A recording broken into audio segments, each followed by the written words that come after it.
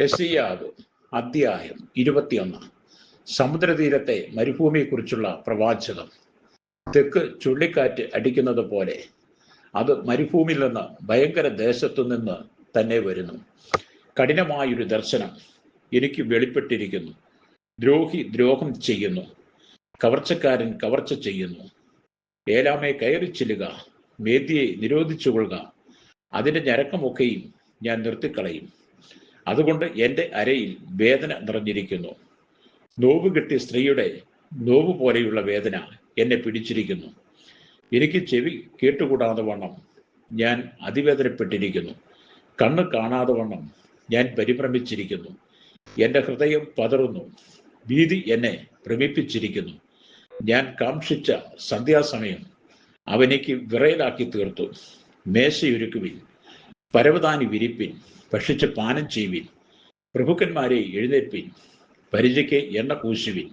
കർത്താവ് എന്നോട്, നീ ചെന്ന് ഒരു കാവൽക്കാരനെ നിർത്തിക്കൊള്ളുക, അവൻ കാണുന്നത് അറിയിക്കട്ടെ.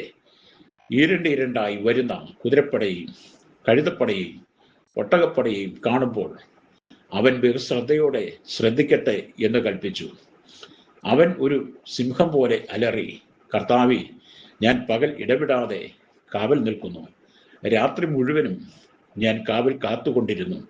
ഇതാ ഒരു കൂട്ടം കുതിരച്ചേവകർ ഈരണ്ടായി കുതിരപ്പട വരുന്നു എന്ന് പറഞ്ഞു. വീണു, ബാബേൽ വീണു, അതിലെ ദേവന്മാരുടെ വിഗ്രഹങ്ങളൊക്കെയും നിരത്ത് വീണ് തകർന്നു കിടക്കുന്നു എന്നും അവൻ പറഞ്ഞു. എൻ്റെ വിധിയെ, എൻ്റെ കളത്തിലെ ധാന്യമേ, ഇസ്രായേലിൻ്റെ ദൈവമായ സൈന്യങ്ങളെ യഹോവ അരുളി ചെയ്തു, ഞാൻ കേട്ടിട്ടുള്ളത് നിങ്ങളോട് അറിയിച്ചിരിക്കുന്നു. ധൂമയെക്കുറിച്ചുള്ള പ്രവാചകം. കാവൽക്കാര, രാത്രി എന്തായി? കാവൽക്കാര, രാത്രി എന്തായി എന്ന് ഒരുത്തൻ സേയിരിൽ നിന്ന് എന്നോട് വിളിച്ചു ചോദിക്കുന്നു. അതിന് കാവൽക്കാരൻ, പ്രഭാതവും രാത്രിയും വന്നിരിക്കുന്നു. നിങ്ങൾക്ക് ചോദിക്കണമെങ്കിൽ ചോദിച്ചുകൊള്ളുവിൻ, പോയി വരുവിൻ എന്ന് പറഞ്ഞു.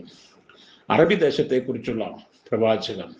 ദേദാന്യരുടെ സ്വാർത്ഥ ഗണങ്ങളായുള്ളവരെ, നിങ്ങൾ അറബിയിലെ കാട്ടിൽ രാപ്പാർപ്പിൻ. തേമാദേശ നിവാസികളെ, നിങ്ങൾ ദാഹിച്ചിരിക്കുന്നവന് വെള്ളം കൊണ്ടു ചെല്ലുവിൻ. ഓടിപ്പോകുന്നവരെ അപ്പവുമായി ചെന്ന് എതിരേൽപ്പിൻ. അവർ വാളിനെ ഒഴിഞ്ഞ് ഓടിപ്പോകുന്നവരാകുന്നു. ഊരിയ വാളിനെയും കുലച്ച വില്ലിനെയും യുദ്ധത്തിൻ്റെ കൊടുമയെയും ഒഴിഞ്ഞ് ഓടുന്നവർ തന്നെ. കർത്താവ് ഇപ്രകാരം എന്നോട് അരുളി ചെയ്തു, കൂലിക്കാരൻ്റെ ആണ്ടുപോലെയുള്ള ഒരു ആണ്ടിനകം കേദാരിൻ്റെ മഹത്വം ഒക്കെയും ക്ഷയിച്ചു പോകും. കേദാര്യരിൽ വീരന്മാരായ വില്ലാളികളുടെ കൂട്ടത്തിൽ ശേഷിക്കുന്നവർ ചുരുക്കമായിരിക്കും. ഇസ്രായേലിൻ്റെ ദൈവമായ യഹോവയല്ലോ അരുളി ചെയ്തിരിക്കുന്നത്.